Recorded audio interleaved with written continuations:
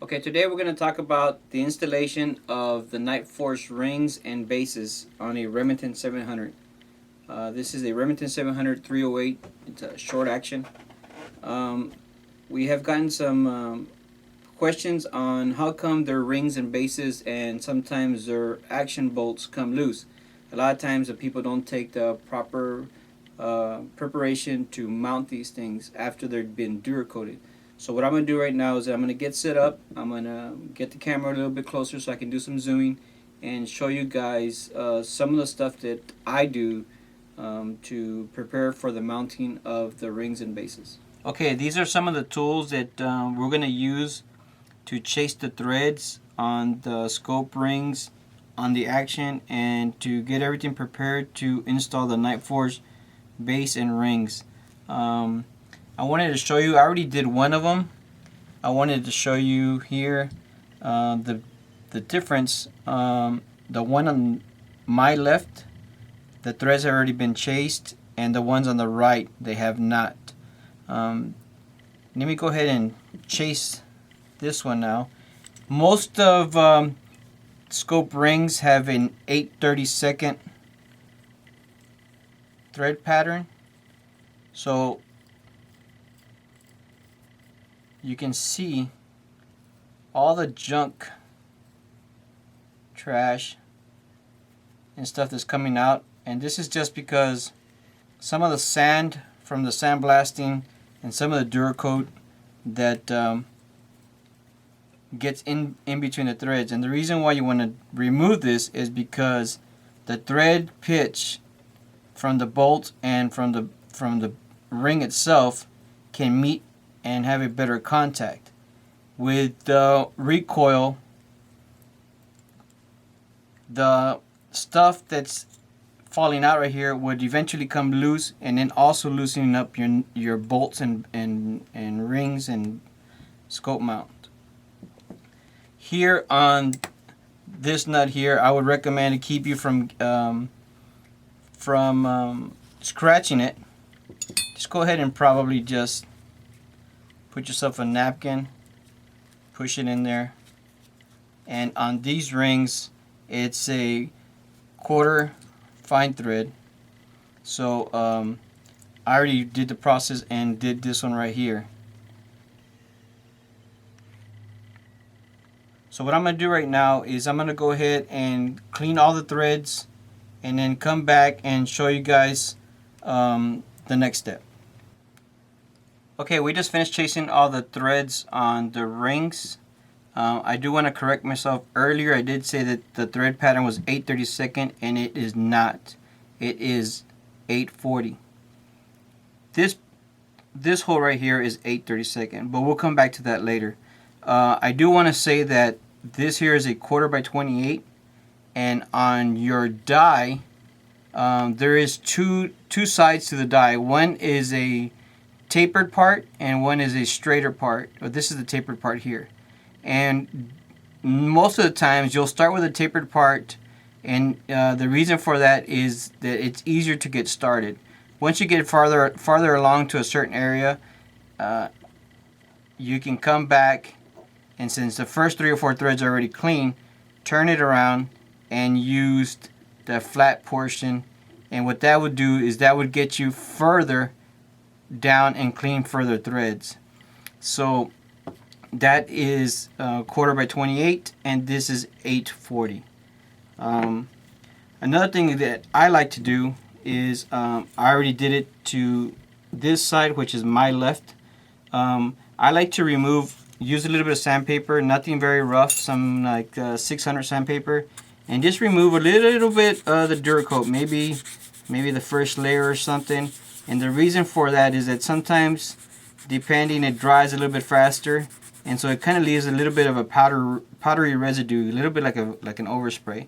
So a lot of times I like to just remove a little bit, not very much, and that kind of keeps it from coming loose. The inside of this part here, where your rings do the contact against your scope mount, this is the part that goes here. A lot of times it's best to go ahead as well and remove a little bit of the overspray area here. these are your bolts that go to your rings. These are the ring bolts that go in here. Most of the times I will also chase the threads with an 840 die. So what we're going to do is we're going to go ahead and get set up with the rifle and start getting ready to install the scope mount first and then the rings. Okay, now we're set up here with the barreled action, and there's a couple of things I want to talk about. One is I have to state that most of your Remington 700 scope base bolts are 640. This one has been upgraded to an 840. This is a bigger bolt. So I also want to show you that there is two types of taps that you're going to need. The one on my left is what you call a bottom tap, and the one on my right is what you call a taper tap. And the reason why you need this one here, the one on my left, is because the first bolt right here, the first bolt here is shorter. So what happens is this one with a bottom tap, you'll be able to reach farther down into the hole and clean farther threads down into the hole. And on the other ones, it really doesn't matter. You can see that I already did these two here. You can see how they're real shiny compared to the other two. So right now I'll do the other two. You can also see a third hole here, and what it is I like to pin my base. So what we're gonna do is we're gonna go ahead, and after we chase our threads and install it, we're gonna use a pin and put a drift pin all the way through between the scope mount base and the action.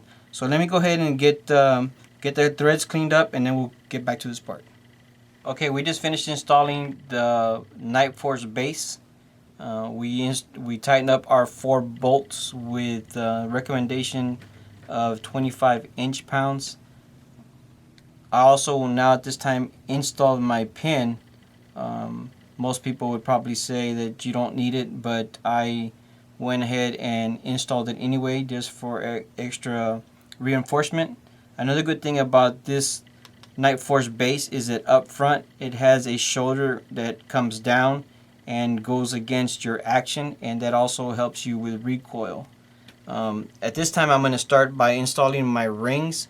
I wanted to show you on most of my rings what I do is I index them. I mark them with a letter Y right here, and the reason for that is in case the rings ever come apart, they go back to that ring and that side. Most of the times you'll take them off and won't put attention how you place them down, and this way if you happen to lap your rings, they'll go back to the same side.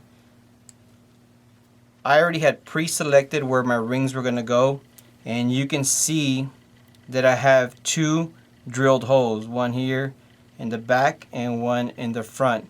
And the reason for that is that I also pre-drilled and tapped my rings. And what I'm going to do is after I mount my rings and torque them down, I'm going to set a set screw down, an 8/32 set screw that's going to go through the rings and stay partially into the rings and partially into the base. And that's also going to help me with recoil from it moving back and forth. So let me go ahead at this time, go ahead and install these and torque them down to 68 inch-pounds. Okay, a little bit of red Loctite. And we're going to install our 8/32 by 5/16 Allen. And we're just going to give it a small little snug. And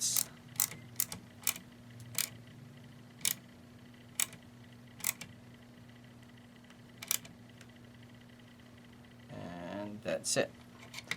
Now at this time what we're going to do is, I know that Nightforce really doesn't recommend it, but I like to do it, especially after I DuraCoat. I'm going to go ahead and get set up and lap the rings top and bottom to match to each other. So let me go ahead and get set up and do that, then I'll come back.